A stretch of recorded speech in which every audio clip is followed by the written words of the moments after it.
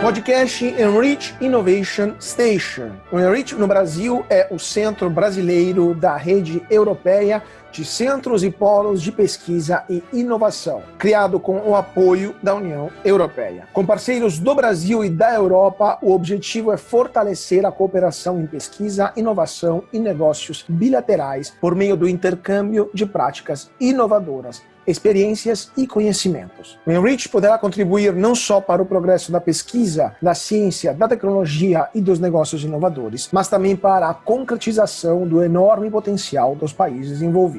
Essa série de podcasts tem como objetivo apoiar a missão do Enrich no Brasil e compartilhar conhecimentos e práticas inovadoras entre a Europa e o Brasil, apresentando para você os principais protagonistas, as maiores iniciativas de cada lado e as possibilidades concretas de unir forças para superar nossos desafios comuns.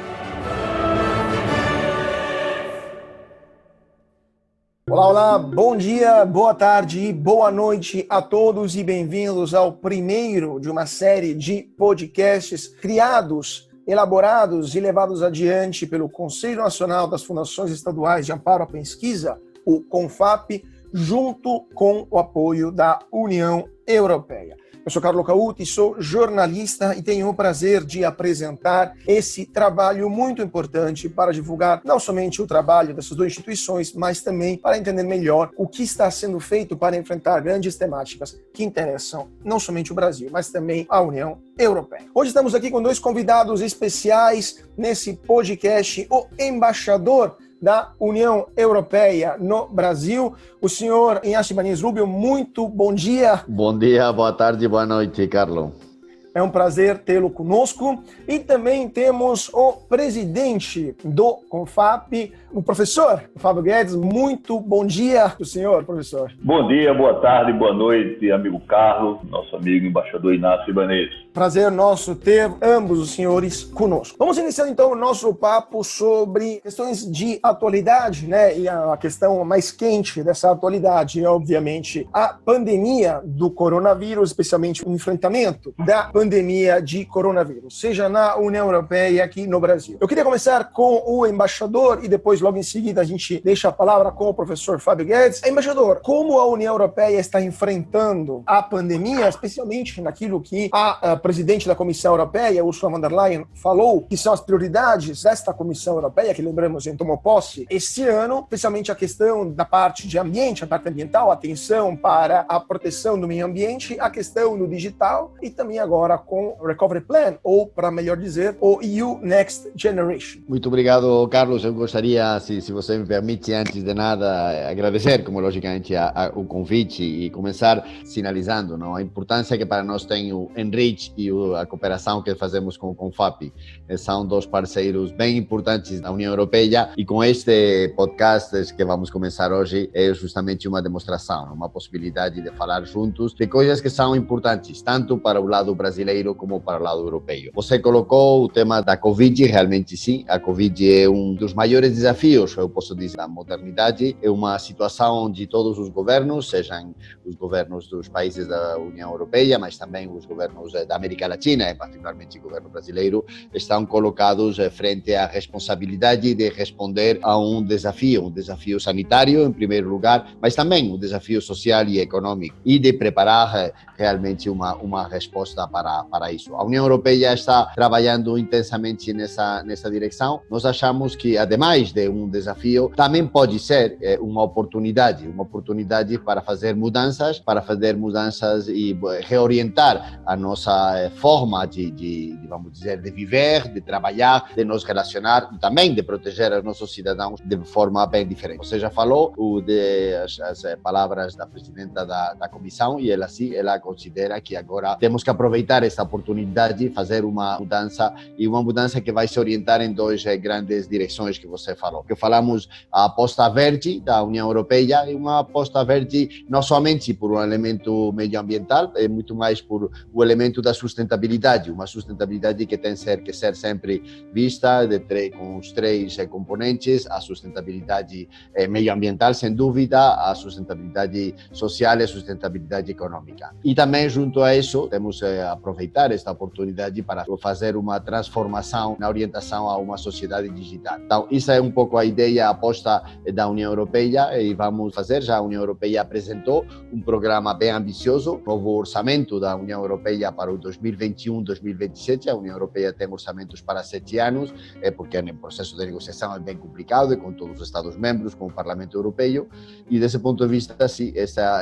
aposta é uma aposta para fazer uma transformação radical, vamos dizer, da nossa forma de trabalhar, mirando para o futuro. Então, vamos fazer investimentos bem importantes, investimentos por parte da União Europeia, que vão orientar a essa transformação, e queremos isso, que cada, vamos dizer, euro, vocês seriam reais, mas para nós, cada euro que vai ser usado neste novo programa seja justamente uma aposta para essa transformação da nossa economia. Perfeito, muito obrigado, embaixador. Então, professor Fábio, o que o Confap pode fazer também aqui no Brasil para contribuir, para o enfrentamento da pandemia e também, se eventualmente, como o embaixador falou, um enfrentamento que se torne uma transformação da economia? Bem, Carlos, como falou o nosso amigo embaixador Ibanez, o mundo está num desafio enorme porque alguns problemas já estavam acumulados e a pandemia, ela de fato veio somente agravar a situação da humanidade nesse quadro do seu progresso. Nós já tínhamos, por exemplo, desafios enormes no crescimento econômico. Nós observamos que nos últimos pelo menos 20 anos as economias centrais, principalmente o mundo subdesenvolvido, vinha crescendo a taxas muito pequenas. Somente, por exemplo, a China, que tinha uma sustentabilidade maior no seu crescimento econômico, mas as demais economias desenvolvidas o crescimento vinha muito baixo. Saímos muito precariamente de uma crise muito forte em 2008, 2009, depois chegou na Europa por volta de 2010, 2011, ou seja, uma crise econômica que reviu, inclusive, os principais premissas da ciência econômica. Depois nós estamos enfrentando um problema muito estrutural e sério, que é o problema das mudanças climáticas, e como é que isso afeta o comportamento não só dos indivíduos em sociedade, mas também de toda a fauna e a flora mundial.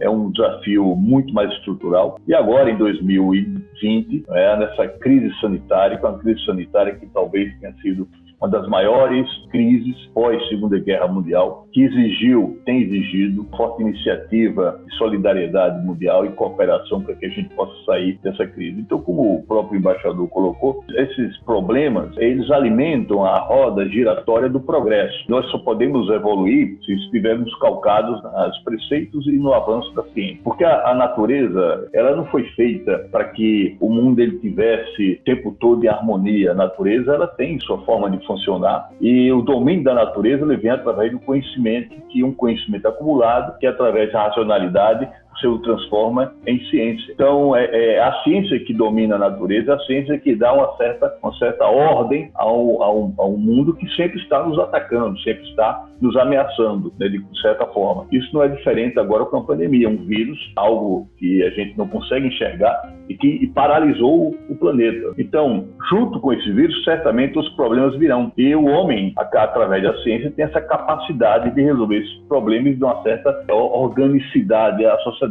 Diante disso, é claro que as instituições elas têm um papel fundamental, porque são as instituições que articulam as forças promotoras, não somente da reorganização da sociedade, como também do próprio processo de financiamento e reunir as condições necessárias para que a gente possa usar do melhor possível da humanidade para resolver os problemas. Então, assim como a União Europeia já pensa e tem pensado, tem reunido esforços para fazer com que haja financiamento, possa reunir pessoas e grupos, vários centros de pesquisa da Europa importantes para que, junto com a capacidade política das suas lideranças, possam avançar e também saltar esse problema. No Brasil, nós temos feito um esforço enorme para que isso caminhe nessa mesma direção. E o CONFAP é uma perna apenas desse ecossistema institucional que reúne 26 fundações estaduais, e dessas 26 fundações estaduais temos feito um esforço enorme para complementar a capacidade de coordenação nacional para o enfrentamento da crise. E o CONFAP, 3 meses para cá, 18 fundações estaduais representadas pelo CONFAP fizeram 21 chamadas públicas públicas, essas 20 milhões chamadas públicas, para financiar vários objetivos que vão desde as novas terapêuticas e tratamento até mesmo a colaboração com vários países, né, na descoberta e no desenvolvimento de vacinas. Então, já são mais ou menos 120 milhões de reais investidos através das fundações estaduais, né, que se complementam ao fundo de financiamento não só nacional, como o fundo de financiamento internacional, do qual a União Europeia tem uma participação elementar nesse sentido.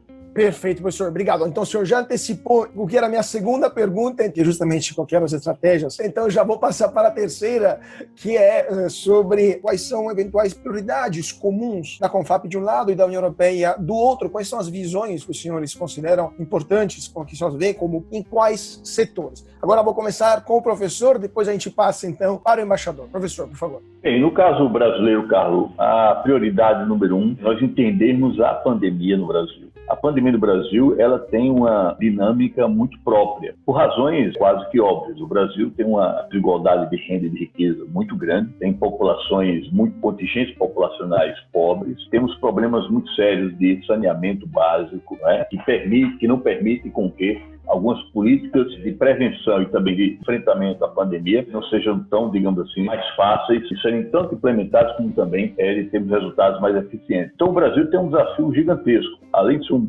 país de porte continental, ele enfrenta esses problemas estruturais. Além disso, o fundo de financiamento para ciência, tecnologia e inovação, ele vem se reduzindo desde 2014, o que é um problema muito sério diante de um país que tem problemas muito graves, né, fiscais, e que precisa enfrentar esses problemas fiscais, e nesse momento nós temos muitas prioridades. Em que pese, né, esses problemas, nós vemos um movimento muito importante, levado adiante pelos governadores de estado, né, e alguns governadores que têm atuado muito fortemente na ajuda ao financiamento da ciência, como também na institucionalidade, na coordenação e cooperação subnacional. E aí eu falo mais especificamente do Nordeste. Vocês observarem, por exemplo, o Nordeste, hoje no mapa brasileiro, é a região do país onde os índices, né, de contágio têm diminuído aceleradamente e o número de óbitos também caído muito. Mas o Brasil tem problemas que somente a atuação do governo federal é possível ter realizado e efetivado, que é, por exemplo, a cooperação internacional de instituições brasileiras do tocante ao desenvolvimento de vacinas. E nesse sentido, nós temos duas experiências, especialmente em São Paulo, uma experiência de cooperação internacional com a Universidade de Oxford, tem avançado bastante, e a outra, né, com o Instituto Butantan, que tem também, através da FAPESP, Fundação Estadual de Amparo à Pesquisa, financiado o Instituto Butantan em cooperação internacional, que tem avançado também no sentido de que esse projeto de uma nova vacina ele chegue o mais rápido possível. Vou fazer a mesma pergunta para o embaixador. Embaixador, então, quais são as prioridades que o senhor acha, seja para a União Europeia, mas também que o senhor vê como comuns aqui no Brasil também? Sim, começarei primeiro por a general e depois vou me referir ao Brasil. A primeira, a grande prioridade, como eu falei, realmente é esta ideia do Pacto Verde, que vai nortear as ações da União Europeia e vai influenciar tanto no âmbito interno da União Europeia, com medidas particulares para fazer esta adaptação para esta economia sustentável, mas também no âmbito externo, na nossa relação com nossos parceiros, como, por exemplo, o Brasil. E vai tocar realmente todas as áreas. Uma das áreas que vai ser, vamos dizer, prioritária neste esforço vai ser, logicamente, a área da pesquisa, a área científica, porque sobre ela tem que ser baseada justamente estas transformações. Então, isso é o que nós chamamos o Green Deal, a chamada do Green Deal, dentro do programa de pesquisa e inovação da União Europeia, Horizonte 2020, e que vai justamente promover essa transição. Então, temos que definir projetos que vão fornecer resultados tangíveis e visíveis de forma relativamente rápida e mostrar como a pesquisa e a inovação podem fornecer soluções concretas para as principais prioridades do Pacto Verde. Basicamente, por fazer de uma forma sintética, vão ser 3 grandes áreas onde vamos trabalhar com esta chamada do Green Deal. A primeira vai ser aplicações piloto, projetos de demonstração e produtos inovadores. A segunda vai ser inovação para uma melhor governança da transição verde e digital. E a terceira, inovação social e da cadeia de valor. Você vê, são transformações bem importantes ao que estamos buscando. Logicamente, dentro disso, também vamos, como caso do Brasil, fazer seguimento bem perto desta luta contra a pandemia, e desse ponto de vista já a cooperação entre o Brasil e a União Europeia já está se desenvolvendo. E esta chamada, logicamente, uma chamada onde também os pesquisadores brasileiros podem participar. No caso do Brasil, temos também, e isso é bem importante, como parte dessa opção, vamos dizer, sustentável da nossa aposta dentro do acordo União Europeia-Mercosul, que é a grande aposta da União Europeia e dos países do Mercosul para um relacionamento muito mais intenso. Vamos ter todo um capítulo de comércio e desenvolvimento sustentável que vai se focar desse ponto de vista. E na área de ciência e tecnologia já temos uma cooperação bem intensa, e como não, eu gostaria de mencionar em particular, e tendo aqui a presença do professor Guedes, excelente relacionamento que temos com a CONFAP. A CONFAP também é um membro do projeto Enrich, mas não somente isso, também é um grande parceiro da União Europeia no campo da pesquisa e da inovação. Temos assinado vários acordos neste domínio, como é o arranjo administrativo, juntamente com a FINEP e a CNPq, mas é também a CONFAP uma contraparte bem essencial. Desse ponto de vista, nós desejamos que a CONFAP participe também dessa grande aposta que a União Europeia faz justamente para essa transformação, que é uma transformação que o que busca justamente é, como falou também o professor Guedes, essa transformação das nossas economias. Eu acho que o Brasil tem grandíssimos potencial na área